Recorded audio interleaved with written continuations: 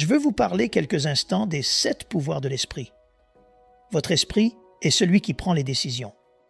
C'est l'usine de la connaissance, c'est le centre de stockage, c'est l'entrepôt où vous stockez les événements émotionnels, les sentiments émotionnels. La plupart des théologiens croient que le cœur est l'esprit subconscient, la partie dont nous ne sommes pas conscients. Un 6e, un 7e, comme la pointe de l'iceberg, est notre esprit conscient. C'est une chose fascinante. L'esprit est si puissant.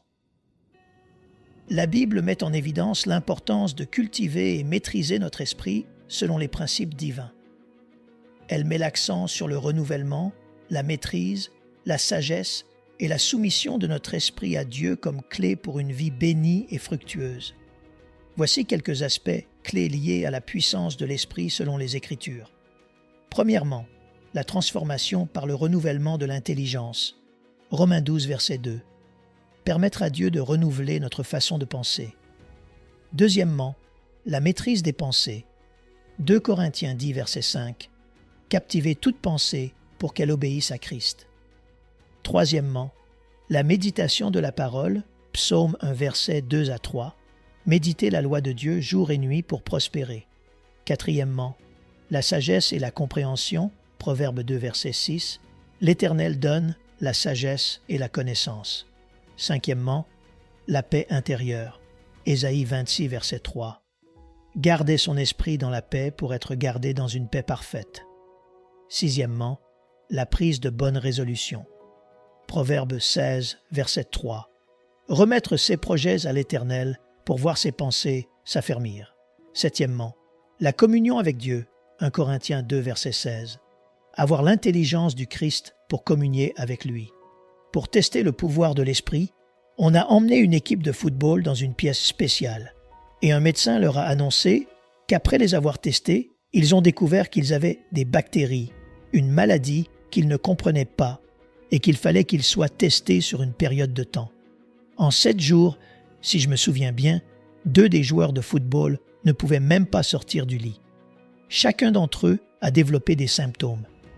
Pour l'un d'eux, c'était ses jambes qui lui faisaient très mal, et pour l'autre, c'était le dos. Toutes sortes de problèmes ont évolué après le rapport des médecins selon lequel ils avaient découvert une maladie dans leur corps. Après 2 semaines, chacun d'entre eux avait quelque chose qui n'allait pas. Puis le médecin leur a dit qu'il n'y avait pas de pathologie en eux. Ils venaient de tester le pouvoir de la suggestion. Comment l'esprit pouvait prendre une pensée et la transformer en une expérience. L'esprit ne fait pas la différence entre ce qui est imaginé et ce qui est vécu. Vous pouvez vous allonger dans le lit la nuit, entendre un son, et soudain vos poings sont serrés. Combien ont déjà entendu quelqu'un entrer par effraction?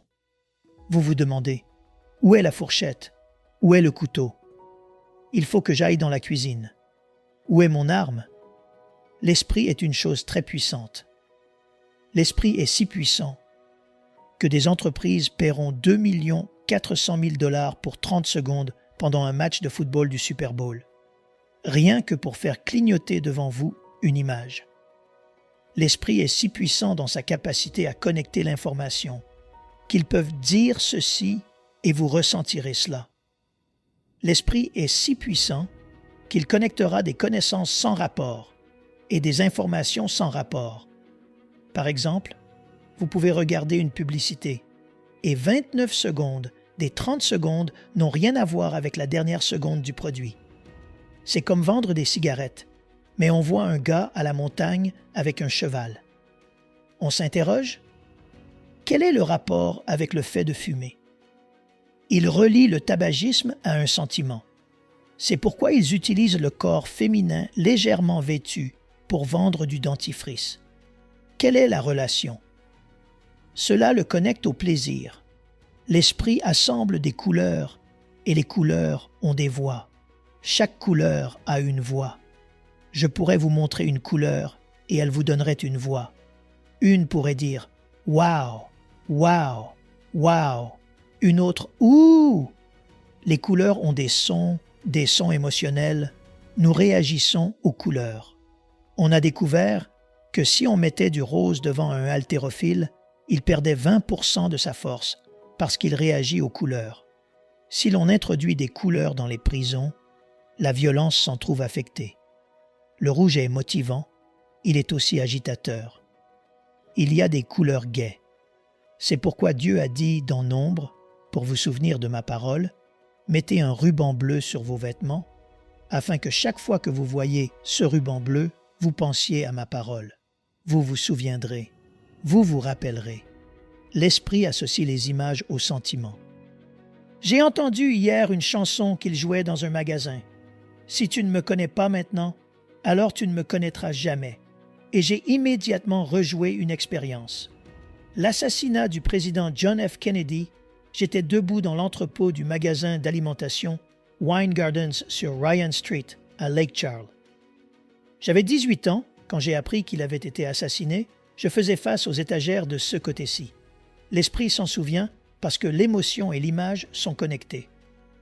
Je me souviens du Residence Inn, assis sur le canapé, allumant la télévision à 2 heures du matin pour aller parler au pasteur Art Aragon le lendemain matin, et à 2 heures du matin, allumant la télévision, j'ai vu la princesse Diana tuée dans un accident de voiture. Je me souviens de la chambre de motel en Californie, assis sur le bord du lit, lorsque j'ai appris la mort d'Elvis Presley, et pour une raison quelconque, j'ai ressenti une incroyable tristesse. L'esprit et les émotions sont très connectés. Votre esprit décide de ce que vous ressentez. Vous ne pouvez pas décider d'un sentiment. Vous décidez d'une concentration et votre concentration crée le sentiment. Votre esprit collectionne les expériences. L'esprit doit être renouvelé. Il doit être entraîné. L'esprit rassemble l'information, la trie, distingue ce qui compte et ce qui ne compte pas. L'esprit blessé est une expérience horrifiante. L'esprit du terroriste peut être différent de l'esprit d'une mère, mais vous êtes responsable de ce que vous faites avec votre esprit. Votre esprit n'est pas vous. C'est une partie de vous. C'est une chose mécanique que Dieu a mise en vous qui exige un nettoyage, un renouvellement, mais votre esprit n'est pas vous. Vous devez voir que votre partie cœur, votre désir, votre passion pour Dieu est en guerre avec cet esprit. L'esprit n'est pas sauvé quand vous l'êtes. Quand vous donnez votre cœur à Christ, votre esprit commence un processus de renouvellement. Et mon expérience a été qu'il doit continuellement être renouvelé chaque matin, chaque jour. Il a dit « Ayez en vous les sentiments qui étaient en Jésus-Christ. » Et mon but ce matin est d'accroître votre respect pour votre esprit afin que vous y accordiez de l'attention, que vous le protégiez, que vous réalisiez qu'il peut vous détruire ou que vous pouvez le faire grandir et obtenir de la force à travers lui. J'aimerais que vous compreniez que votre esprit prend une information et l'amplifier, qu'il peut prendre une graine et la transformer en une moisson, qu'il peut prendre un sentiment et le transformer en une tragédie. Les cercles chrétiens accordent peu d'attention à l'esprit. D'autres systèmes de croyance comprennent l'esprit, travaillent avec lui et s'en occupent. Je veux vous donner quelques passages bibliques de base, vous guider et vous aider à avancer. Chaque bataille est une bataille de l'esprit. La bataille de la vie est pour l'esprit, la bataille de l'esprit est pour la concentration. Des prédicateurs importants amoureux de Jésus ont perdu la tête. Des gens qui aimaient Dieu, qui appréciaient Dieu, ne savaient pas comment protéger leur esprit. Parce que votre esprit est un lieu de rassemblement. Il a le pouvoir de collecter, de récupérer, de rejouer, de maximiser et d'amplifier. Votre esprit est si remarquable que toutes les puissances démoniaques sont concentrées sur votre esprit. Satan ne s'empare pas de votre main, il vise votre esprit.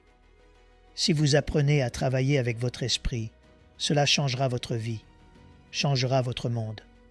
Mais vous devez y accorder de l'attention, vous devez le voir dans l'Écriture. Comment tout se passe dans cet esprit? Votre esprit crée vos sentiments, vos pensées. Votre esprit peut faire correspondre des choses qui n'appartiennent pas ensemble. Il y a quelques années de cela, J'étais dans un magasin avec une jeune femme que je fréquentais à l'époque, et soudain, elle s'est mise en colère. Elle se mettait souvent en colère. Je ne savais jamais pourquoi, mais soudain son visage changeait. Je lui demandais « J'ai fait quoi? Qu'est-ce qui s'est passé ?» Elle répliquait « Je t'ai vu. Tu m'as vu faire quoi? » En train de regarder. Je lui ai expliqué qu'effectivement je regarde, que c'est ce que font mes yeux. Ils ne parlent pas, ne pensent pas, n'entendent pas. Mes yeux regardent. C'est ce que mes yeux font. Je regarde les lumières, je regarde les réfrigérateurs, je regarde McDonald's, je regarde les montagnes, je regarde les rivières, je regarde les femmes, je regarde les hommes. Et un homme qui vous dit qu'il ne regarde pas est comme la femme qui vous dit qu'elle ne le fait pas non plus. Elle avait vu une belle femme dans le magasin. Je ne l'avais pas vue. Je n'avais littéralement pas regardé. Je regardais l'électronique. Je n'avais pas vu la femme, mais la plupart d'entre vous, les femmes, savent qu'il n'y a rien de plus agaçant pour les femmes qu'une belle femme. Rien de plus intimidant, exaspérant qu'une femme qui a l'air mieux que vous. Je ne savais pas où était la femme, mais finalement, j'ai demandé « Où est-elle ?» et elle l'a pointée du doigt. Je ne pensais pas qu'elle était si canon. Chacun ses goûts. Tout le monde a ses préférences, vous savez, ainsi qu'une certaine saison de besoin. Quand on a faim, tout a bon goût. Les filles deviennent plus belles à mesure que le temps passe, comme le dit la vieille chanson. Et si un gars se sent seul, à peu près n'importe quoi fera l'affaire. Je n'étais pas seul, je n'étais pas dans le besoin, et je n'ai pas vu des choses saisissantes à son sujet. Mais cela a gâché sa journée. Cela a gâché une journée de sa vie. Quand j'ai vu cette femme, alors que je ne l'avais pas vue comme elle le supposait, et qu'elle l'a pointée du doigt, dans son esprit, elle a tout lié. Apparemment, j'avais regardé dans sa direction. Votre esprit vous rendra otage. Votre esprit sabotera chaque bon moment et chaque bon sentiment dans votre vie. Si votre esprit n'est pas continuellement renouvelé en présence de Dieu, il peut vous faire questionner quand votre mari est en retard de 15 minutes. Avec qui est-il? Ou quand votre femme devient trop heureuse au téléphone, pourquoi es-tu trop heureuse? J'ai entendu ta voix changer. Je connais la lueur dans les yeux. Votre esprit va vous faire perdre la tête. Votre esprit amplifiera les erreurs, amplifiera les choses. Votre esprit vous dira que les gens ne se soucient pas, ne vous aiment pas, vous ont ignoré, ne vous ont pas parlé. Ils pensent ça. Je reçois constamment des messages qui disent « Je sais que tu es contrarié avec moi ». Et parfois je dois dire « Et c'est quoi déjà ton nom? Quand était-ce » Je pouvais le dire par la façon dont vous m'avez regardé. Votre esprit. J'étais en Californie il y a de nombreuses années, et le prédicateur s'est retourné, Chuck Cruz. Il a dit « J'ai entendu dire que vous aviez un truc pour cette femme ici, dans mon église. » J'ai répondu « Vraiment? Oui. » Elle a dit que tu lui faisais les yeux doux. J'ai sondé « Laquelle est-elle ?» et il l'a pointée du doigt. Je ne m'en souvenais pas. Elle n'était vraiment pas quelque chose dont on se souviendrait d'une manière agréable. Mais d'une manière ou d'une autre, parce que je regarde les gens quand je prêche et enseigne, je les regarde. Je ne regarde pas leur nez, je les regarde. Mais dans son esprit, je lui faisais les yeux doux. Votre esprit vous associera à des personnes que vous n'aimez même pas. Votre esprit, c'est autre chose. Et si vous n'apprenez pas à conquérir votre esprit, et la seule façon de le faire est de le remplir avec ce qu'il faut, c'est ce qu'on appelle le principe d'Archimède. Comment faisons-nous partir l'obscurité de cette pièce? Nous allumons la lumière. L'entrée de la lumière force la sortie de l'obscurité. J'étais dans une conférence un soir, et un prédicateur a commencé à parler de pensée lubrique, en devenant très descriptif. Je n'y avais jamais pensé, mais quand il a fini, j'ai repensé à chaque magazine pour filles que j'avais caché sous mon matelas quand j'étais adolescent et que maman avait trouvé. J'ai rejoué dans ma tête chaque photo que j'avais vue. Si je dis « ne pense pas à ça, ne pense pas à ça », à quoi vas-tu penser? C'est à ça que tu vas penser. C'est pour ça qu'il a dit que tout ce qui est pur, etc. soit l'objet de vos pensées, et il nous donne des choses auxquelles penser. Cela m'a aidé quand j'étais adolescent, parce que j'avais beaucoup de pensées, et je me souviens des pensées contre lesquelles je me battais. Quelqu'un a dit un jour, « On ne peut pas empêcher un oiseau de voler au-dessus de notre tête, mais on peut l'empêcher de construire un nid dans nos cheveux. On ne peut pas empêcher une pensée de venir, mais on peut l'empêcher de rester là. Je veux travailler avec vous là-dessus, sur comment gérer les mauvaises pensées. » La Bible parle d'un esprit qui doute, d'un esprit pur, d'un esprit charnel, etc. Prenons Romains 12, versets 1 et 2. « Je vous exhorte donc, frères, par les compassions de Dieu, à offrir vos corps comme un sacrifice vivant, saint, agréable à Dieu, ce qui sera de votre part un culte raisonnable. Ne vous conformez pas au siècle présent, mais soyez transformés. » Et il nous dit comment, par le renouvellement de l'intelligence, afin que vous discerniez quelle est la volonté de Dieu, ce qui est bon, agréable et parfait. Par le renouvellement de l'intelligence, transformer signifie avoir notre nature changée pour être adaptée à un nouveau but. Transformer signifie avoir notre nature changée pour être adaptée à un nouveau but. La seule façon de changer votre vie est par le renouvellement de votre intelligence. Le renouvellement de votre intelligence. Le seul moyen de changer votre vie est par votre esprit. Votre esprit est littéralement l'amplificateur. C'est aussi la source de motivation. Prenons Genèse, chapitre 11. Nous avons envoyé des gens sur la Lune. Du moins, les vidéos le montrent. Mais regardez ce que Dieu a dit dans Genèse 11, verset 1. « Toute la terre avait une seule langue et les mêmes mots. Comme ils étaient partis de l'Orient, ils trouvèrent une plaine dans le pays de Shinéar et ils y habitèrent.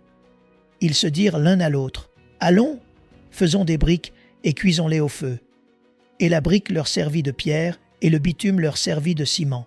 Ils dirent encore, « Allons, bâtissons-nous une ville et une tour dont le sommet touche au ciel, et faisons-nous un nom, afin que nous ne soyons pas dispersés sur la face de toute la terre. » L'Éternel descendit pour voir la ville et la tour que bâtissaient les fils des hommes.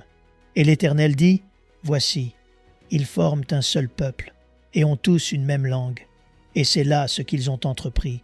Maintenant rien ne les empêcherait de faire tout ce qu'ils auraient projeté. » Soulignez ce verset 6. Rien ne les empêcherait de faire tout ce qu'ils auraient projeté. Les théologiens disent qu'ils avaient le signe du zodiaque au sommet du bâtiment. Ils construisaient en fait un bâtiment en défi à Dieu comme substitut à Dieu. Je ne comprends pas vraiment tout cela, sauf que Dieu était contrarié.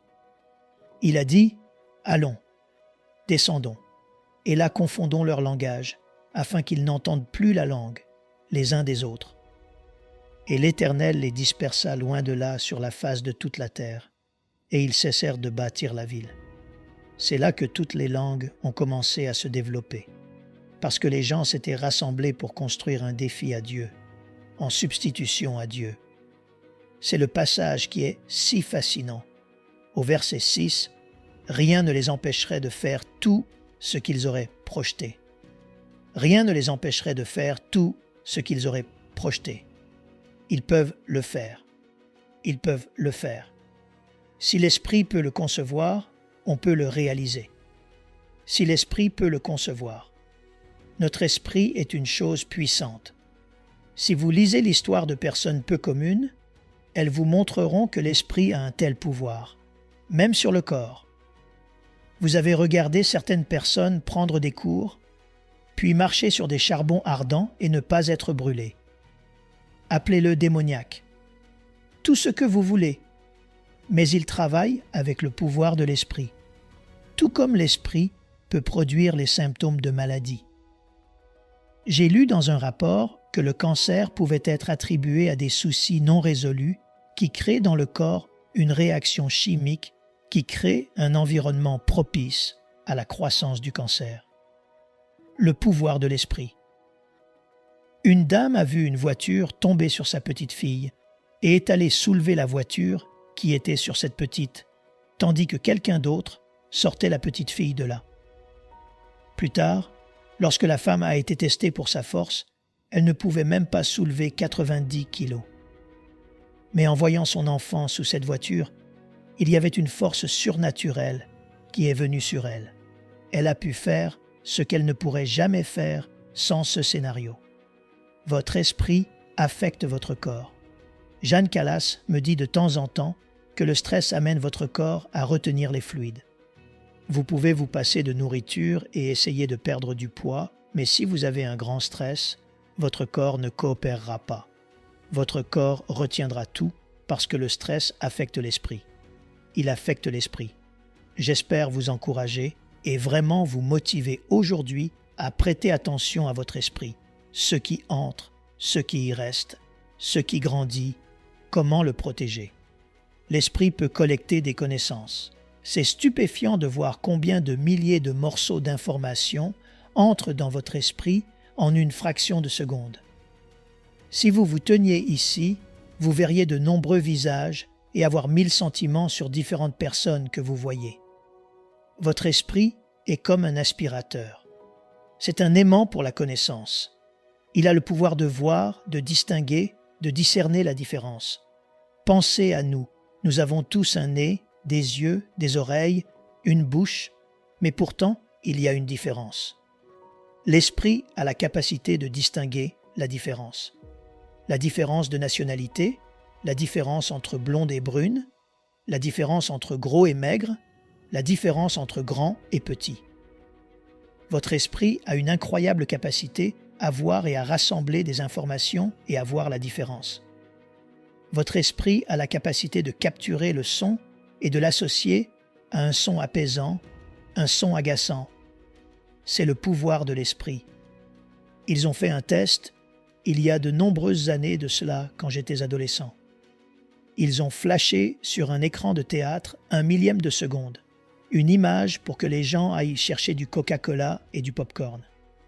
Personne ne l'a vu parce que c'était 1/1000 de seconde. Votre esprit conscient, celui à partir duquel vous travaillez, ce que vous pouvez récupérer et ce dont vous pouvez vous souvenir, ce 1/7 de l'esprit, cet esprit conscient ne l'a pas vu. C'était trop rapide. 1/1000 de seconde, vous ne le verrez pas. Mais les gens se sont étrangement levés quand cela a été flashé. En fait, ils ont dû faire une loi contre cela, appelée publicité subliminale, parce qu'ils ont découvert qu'ils pouvaient contrôler le comportement des gens par la publicité subliminale. Juste un flash, juste une suggestion, 1/1000 de seconde. Personnellement, je crois que l'esprit jouera un grand rôle dans la prise de contrôle de la Terre par l'Antéchrist. Je crois que ce sera par écran de télévision. Je pense que la télévision sera un facteur de persuasion majeur, car elle pourrait vous montrer des choses en ce moment même, sans que vous le sachiez. Ils planteront les graines des désirs que vous n'auriez jamais pensé avoir. Tout compte dans la publicité. Tout compte. Ils étaient choqués de voir les gens se lever sans aucune raison au milieu du film et aller chercher des Coca-Cola et du popcorn. Le pouvoir de l'esprit est si fort que les athlètes qui apprennent à travailler avec l'esprit deviennent des athlètes surnaturels, extraordinaires. Ils deviennent puissants. Je me souviens d'avoir travaillé avec un entraîneur qui a dit « Pense aux muscles qui travaillent en ce moment ». Et j'ai dit « Quelle différence cela fait-il ? Je peux penser à quelque chose que je dois faire, à une cassette vidéo que je dois faire. » Il a dit « Non, pense aux muscles sur lesquels tu travailles. » J'ai dit « Comment pourrait-il y avoir une relation entre mes pensées et le muscle avec lequel je travaille, tant que je le fais? Mais dans l'athlétisme, ils connaissent le pouvoir de l'esprit. Le pouvoir de l'esprit est la différence entre l'équipe qui gagne et celle qui perd.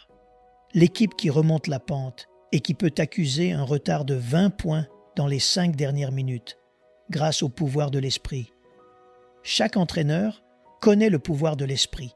Et entre les manches d'un match de baseball, entre les quarts d'heure d'un match de football ou de basketball, cet entraîneur est là à travailler avec l'esprit de SS joueur. L'esprit décide ce qu'il croit. La répétition est un moyen de persuasion de l'esprit. Les gens disent que quand vous avez une pensée, nous l'appelons la matière grise. qui est une matière intangible. Si vous pouviez voir votre cerveau, si vous pouviez tenir votre cerveau chaque fois que vous avez une pensée spécifique, il y aurait une ligne, un sillon sur votre matière grise. Il y a une ligne. Elle est si minuscule que vous ne pouvez pas la voir à l'œil nu. Si vous pensez la même chose, cela se reproduit de la même manière. Il y a littéralement une empreinte physique sur votre matière grise. C'est si petit, si minuscule, mais c'est là. Si vous continuez à avoir cette pensée, elle devient un sillon et commence automatiquement à guider votre comportement. Elle commence littéralement à faire naître des instincts.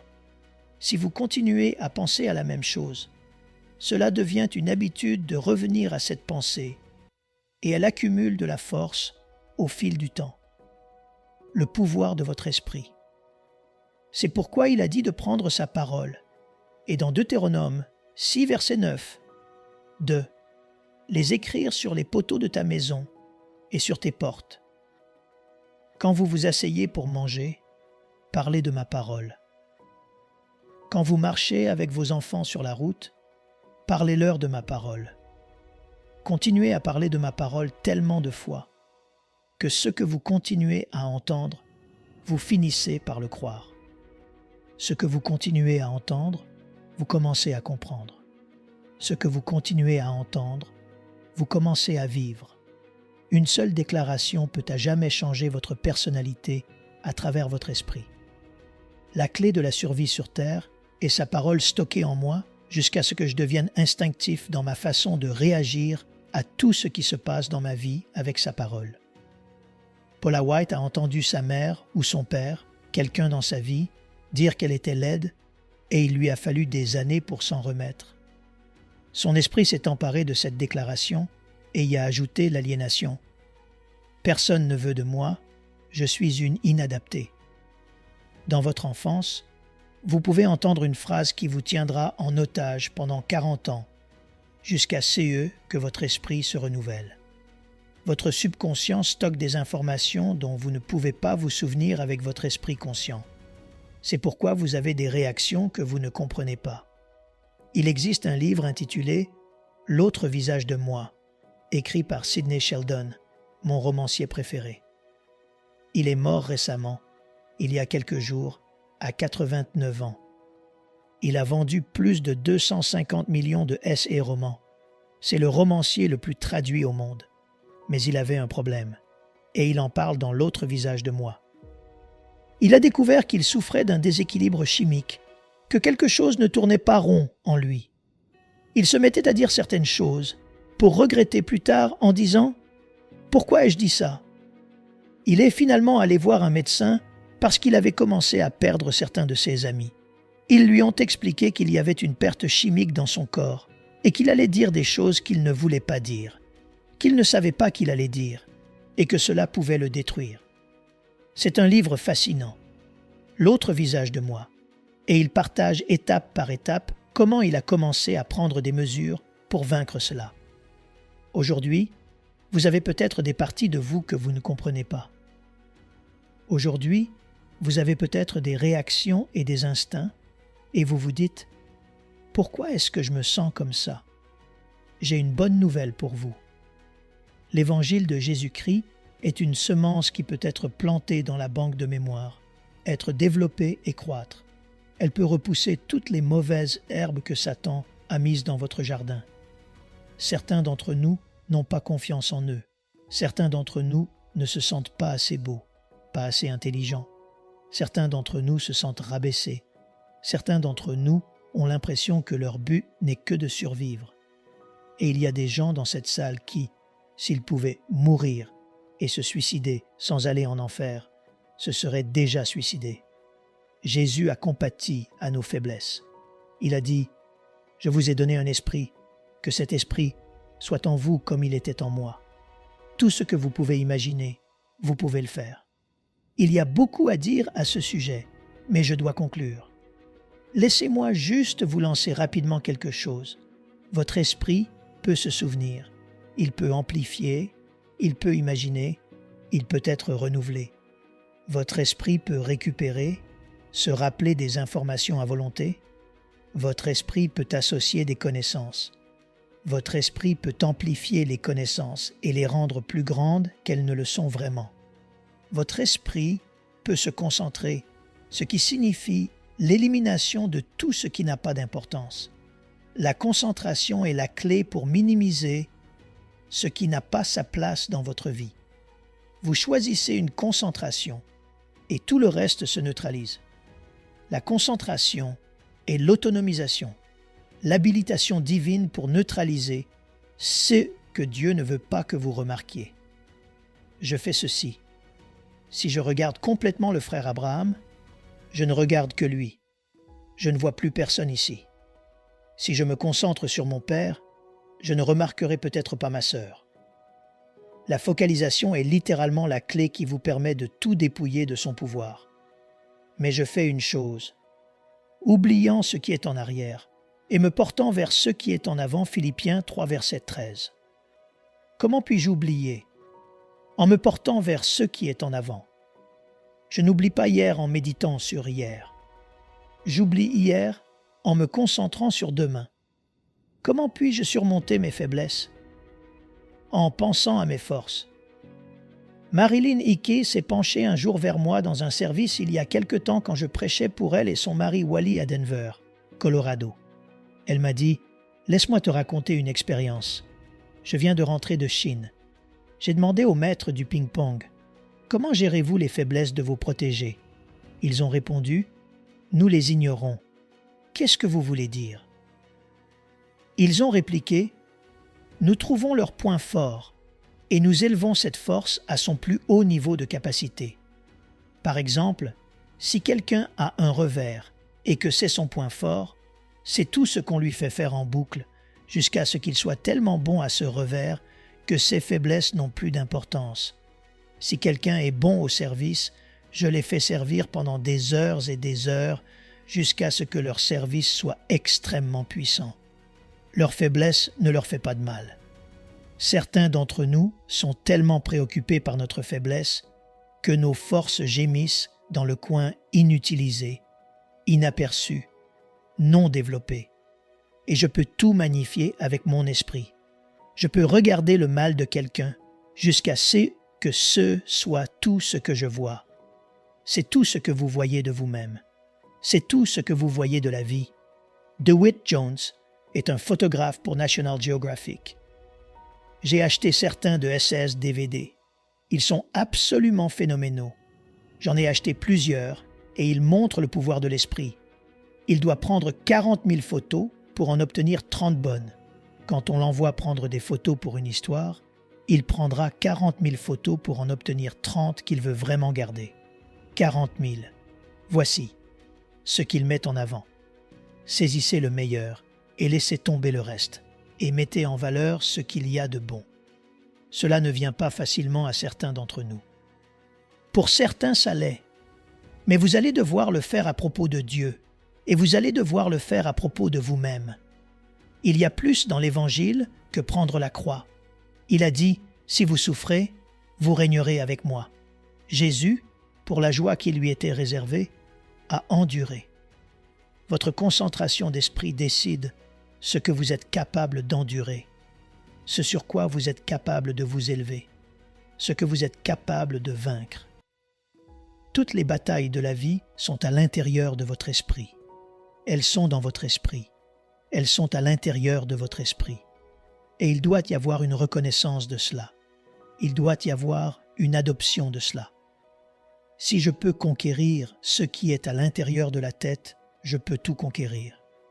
Un grand prédicateur que nous connaissons tous m'a dit une fois qu'il crie et hurle sous la douche « Je puis tout par Christ.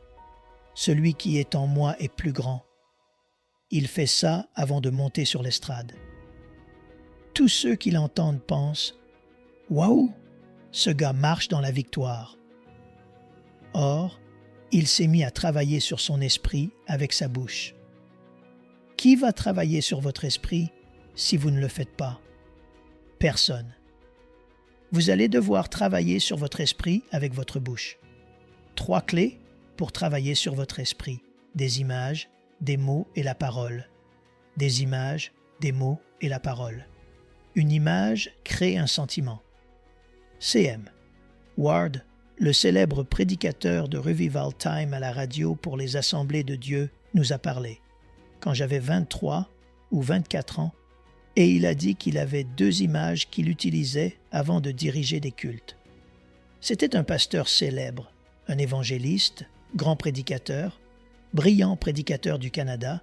Il était la voix officielle de la radio des Assemblées de Dieu. Il a raconté qu'il avait toujours sur lui une vieille photo d'un homme païen. Quand il regardait dans les yeux de l'homme, il voyait la perdition. Quand je regarde la photo de ce vieil homme, je me dis, je dois lui annoncer l'Évangile. Il n'a pas entendu parler de Jésus. Cette image m'a motivé. Parfois, quand j'étais trop fatigué pour prêcher, que je voyageais des milliers de kilomètres, je sortais cette image et quelque chose venait sur moi qui me disait « Je suis appelé, je suis un libérateur, je suis un gagneur d'âme, je suis son lien avec le calvaire. Je suis la voix de Dieu dans sa vie. » Je regardais cette photo. Les images sur votre mur contrôlent votre esprit. Les images sur votre mur vous disent quoi penser. Quelles images sont sur le mur de votre esprit? Quelles images sont sur le mur de votre maison? Qu'avez-vous mis autour de vous? Je ne veux rien devant moi qui crée un mauvais sentiment. Des images. Parcourez des magazines. Déchirez des images qui vous enthousiasment, parce qu'elles créent des sentiments et donnent à votre esprit de la nourriture. Donnez à votre esprit de la nourriture. Donnez à votre esprit de la nourriture. Si votre esprit ne reçoit pas la nourriture appropriée, il cherchera la mauvaise nourriture. Je crois que si Adam et Ève avaient mangé le bon fruit, ils n'auraient pas eu faim du fruit défendu. Vous devez remplir votre esprit. Vous devez activement vous impliquer dans l'alimentation de votre esprit. Des images, des images, des images. Pourquoi? Les images décident de votre conduite, de votre comportement. Choisissez les images qui vous motivent. Remplissez votre esprit de ces images. Abraham, vois-tu les étoiles? C'est à quoi vont ressembler tes enfants? Vois-tu le sable au bord de la mer? C'est à quoi vont ressembler tes enfants? Waouh! Deuxièmement, les mots. Les mots que vous dites et les mots que vous écoutez, les mots créent des sentiments. Vous pourriez ajouter à cela des sons. Je choisissais une fontaine d'eau la nuit dernière pour ma bibliothèque. Des sons. Quels sont les sons que vous aimez? Entourez-vous d'eux. Quels sont les mots que vous aimez entendre? Une dame a mis un mot dans un livre pour enfants qui vient d'être publié. Les bibliothèques ont boycotté ce livre à cause de ce mot, et je ne vous le dirai pas, sinon c'est ce dont vous vous souviendrez aujourd'hui. Elle a dit « J'ai simplement aimé le son de ce mot ». Ça se fait souvent dans les livres pour enfants, pour introduire subrepticement des mots dans le vocabulaire de nos enfants. Comme vous le savez, la bataille est pour l'esprit de notre jeunesse. Nous savons d'après la planification satanique qu'il pense au moins 80 ans à l'avance. Nous savons qu'avant même que Moïse ne devienne un libérateur, Satan l'a vu dans les bras de sa mère et a essayé de planifier sa chute. Combien d'entre vous comprennent cela? Donc Satan pense à l'avance et il travaille pour l'esprit de nos enfants. En ce cas, il nous faut combattre pour l'esprit de nos enfants. Nous allons nous battre pour l'esprit de nos enfants. Quels sont les mots que vous aimez entendre? Ésaïe 26, verset 3. À celui qui est ferme dans ses sentiments, tu assures la paix, parce qu'il se confie en toi. Dites Jésus, les démons connaissent son nom. Les démons réagissent à son nom. À plus forte raison, devrions-nous le faire. Troisièmement, la parole. Prenez votre Bible et tenez-la sur votre cœur. Je ne me lasse jamais de la sagesse de Dieu. La sagesse est la capacité de reconnaître la différence. Le bien et le mal et la justice, la différence chez les gens, la différence sur un visage, la différence d'un moment, comme l'aveugle criant à Jésus. Je crois que lorsque vous vous impliquez avec Dieu, il s'implique avec vous. Je suis l'un des ministres de l'Évangile qui croient aux paroles de Jésus. Je crois chaque mot qu'il a dit. Quand il a dit à Pierre qu'il y aurait un retour au centuple sur tout investissement dans l'Évangile, dans Marc 10, versets 28 à 30, je l'ai cru. Quand la parole de Dieu dit dans Malachie 3 que si j'apporte à la maison du trésor toutes les dîmes, afin qu'il y ait de la nourriture dans sa maison, alors je verrai les écluses des cieux ouverts, et il répandra sur nous la bénédiction en abondance. Je l'ai cru. Pourquoi croirais-je Dieu au sujet du ciel et de l'enfer, et ne le croirais-je pas au sujet de sa bénédiction sur nous? Alors, mes frères et sœurs, je vous exhorte à faire confiance à la parole du Seigneur dans tous les domaines de votre vie, y compris dans la maîtrise de votre esprit. Comme l'affirme le livre des Proverbes, car il est comme les pensées de son âme. Proverbe 23, verset 7. Croyez aux promesses de bénédiction terrestre comme vous croyez aux promesses célestes. Que votre foi soit totale et sans faille sur le pouvoir transformateur de la parole dans vos pensées. Tenir fermement la parole de Dieu contre votre cœur, c'est non seulement tenir la clé du royaume des cieux, mais aussi la clé pour renouveler votre intelligence. Que l'Écriture sainte imprègne votre être intérieur, car elle est vivante et efficace, plus tranchante qu'une épée quelconque à 2 tranchants, pénétrante jusqu'à partager âme et esprit. Hébreux 4, verset 12. Sortez d'ici résolus à laisser la parole de Dieu modeler vos pensées et vos attitudes selon sa volonté parfaite. Et vous verrez, vous aussi, les écluses des cieux s'ouvrir et la bénédiction se déverser sur vous, par la puissance vivifiante du Saint-Esprit agissant dans vos cœurs et vos esprits. Car à celui qui croit, tout est possible par le renouvellement de l'intelligence. Que la foi de chacun soit fortifiée afin que nous puissions ensemble expérimenter la plénitude des promesses divines. Amen. Nous aimerions vous donner l'opportunité de faire de Jésus le Seigneur de votre vie. Voulez-vous bien prier avec moi? Dites: Seigneur Jésus, je me repens de mes péchés. Viens dans mon cœur. Je fais de toi mon Seigneur et Sauveur. Et merci Seigneur pour le baptême du Saint-Esprit en moi. Dans le nom de Jésus. Par cette simple prière, nous croyons que le Saint-Esprit vous conduit sur le chemin de la nouvelle naissance. Allez dans une bonne église dont le fondement est la parole de Dieu, passez par les eaux du baptême et donnez à Dieu la première place. Nous espérons de tout cœur que ce message vous encouragera. Si vous connaissez quelqu'un qui puisse être encouragé, s'il vous plaît, envoyez-le lui pour nous aider à atteindre plus de gens et à propager l'Évangile. Édifions le corps de Christ ensemble. Appuyez sur la cloche des notifications et merci infiniment de nous soutenir en vous abonnant à notre chaîne. N'hésitez pas à laisser vos requêtes de prière dans la section des commentaires. Sachez que même si vous ne voyez pas de réponse à votre requête, que ce soit sur YouTube, email, Facebook ou sur Messenger, nous avons prié pour vous. Nous invitons humblement le corps de Christ à soutenir chaque requête en écrivant une prière dans la section commentaires. Tenez-vous ferme dans la foi avec nous pendant que nous prions. Que la grâce et la paix du Seigneur Jésus-Christ soient avec vous tous et qu'il vous bénisse merveilleusement.